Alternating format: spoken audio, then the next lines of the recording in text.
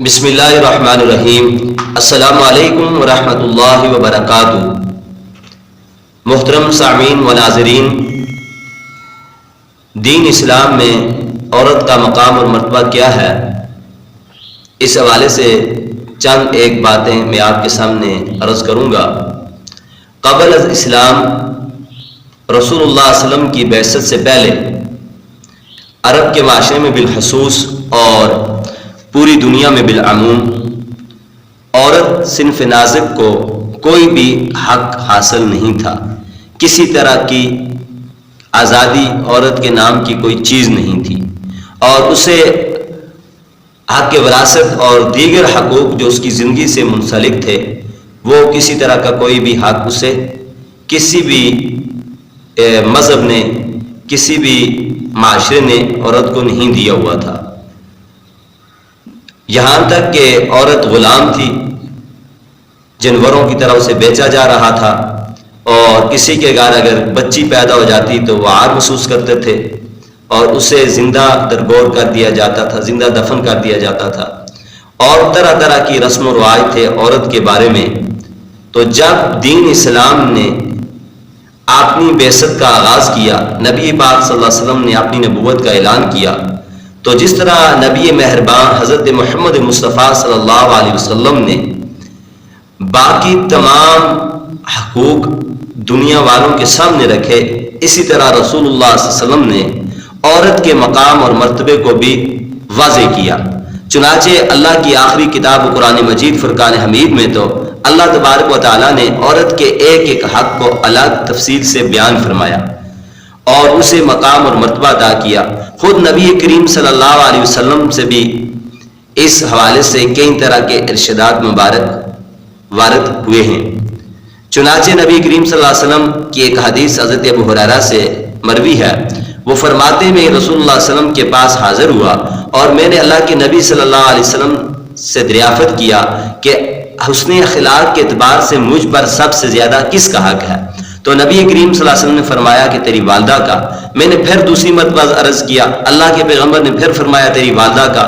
میں نے تیسری مرتبہ عرض کیا تو رسول اللہ صلی اللہ علیہ وسلم نے تیسری مرتبہ بھی فرمایا کہ تیری والدہ کا حق تجھ پر سب سے زیادہ ہے کہ تو اس کے ساتھ اچھے طریقے سے پیش آئے اور اس نے اخلاق اختیار کرے۔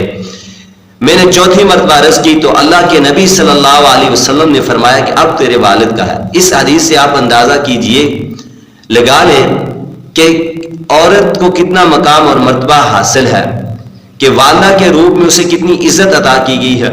بلکہ ایک جگہ تو ارشاد فرمایا کہ ماں کے قدموں کے نیچے جنت ہے، اور باقی بھی جتنے رشتے ہیں ان کے متعلق بھی احادیث مبارکہ کے ایک ذخیرہ ہے۔ رسول اللہ صلی اللہ علیہ وسلم نے ہر ایک کے حق کو الگ الگ بیان فرمایا۔ ایک حدیث مبارکہ میں اللہ کے نبی صلی اللہ علیہ وسلم نے صحابہ کرام سے فرمایا کہ میں تمہیں جنتی عورت کے بارے میں نہ بتاؤں، وہ کون سی ہے؟ تو صحابہ نے کہا کہ ہمیں ضرور بتائیں۔ صحابہ رضی اللہ تعالیٰ عنہ نے فرمایا، کہا کہ عرض کیا کہ اللہ کے رسول ضرور بتا دیجئے۔ تو رسول اللہ صلی اللہ علیہ وسلم نے اس پر جنتی عورت کی چند صفات کو بیان کیا کہ اگر کسی عورت کے اندر یہ صفات ہوں تو وہ عورت جنتی ہے، یعنی جنت کی حقدار ہے۔ عن انس بن مالک رضی اللہ تعالیٰ عنہ عن النبی صلی اللہ علیہ وسلم قال الا اخبرکم بنسائکم فی الجنہ۔ حضرت انس فرماتے ہیں کہ رسول اللہ صلی اللہ علیہ وسلم نے ارشاد فرمایا کہ کیا میں تمہیں جنتی عورت کے بارے میں نہ بتاؤں؟ قلنا بلا یا رسول اللہ صلی اللہ علیہ وسلم، تو ہم نے کہا کہ اللہ کے رسول صلی اللہ علیہ وسلم ضرور بتا دیجئے۔ تو رسول اللہ صلی اللہ علیہ وسلم نے کیا ارشاد فرمایا؟ قال صلی اللہ علیہ وسلم، اللہ کے نبی نے کہا ودود ولود، کہ وہ شور سے زیادہ محبت کرنے والی ہو، زیادہ بچے جنم دینے والی ہو۔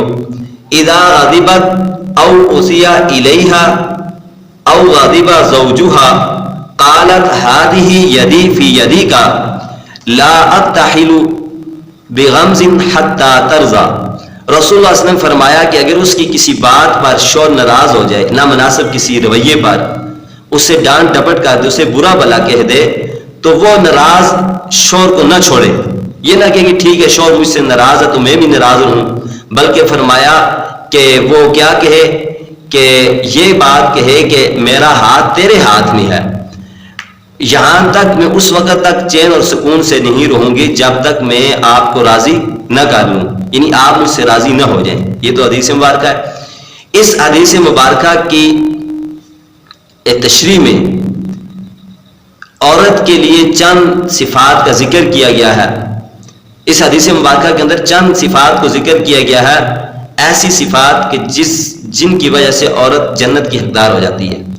نمبر 1 فرمایا کہ وہ زیادہ محبت کرنے والی ہو شور سے.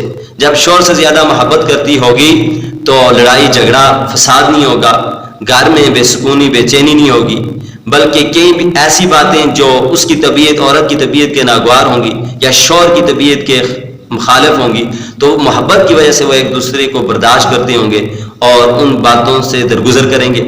اور دوسری بات فرمائی کہ ولود، وہ زیادہ بچے جننے والی ہو.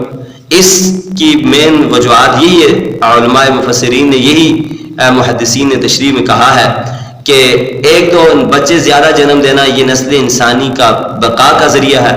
دوسری بات اللہ کے پیغمبر صلی اللہ علیہ وسلم نے بھی فرمایا کہ تمہاری کثرت کی وجہ سے کل قیامت کو میں دیگر امتوں پر فخر کروں گا.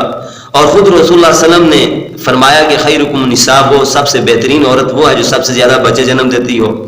اور فرمایا کہ حمل سے لے کر دودھ چھڑانے تک عورت ایسی ہے جیسے کہ کوئی اسلامی سرحد پر مجاہد دین اسلام کی سرحد پر پہرا دے رہا ہو. اگر اس دوران وہ عورت دنیا سے چلے گی تو شہادت کے مرتبے پر فائز ہے.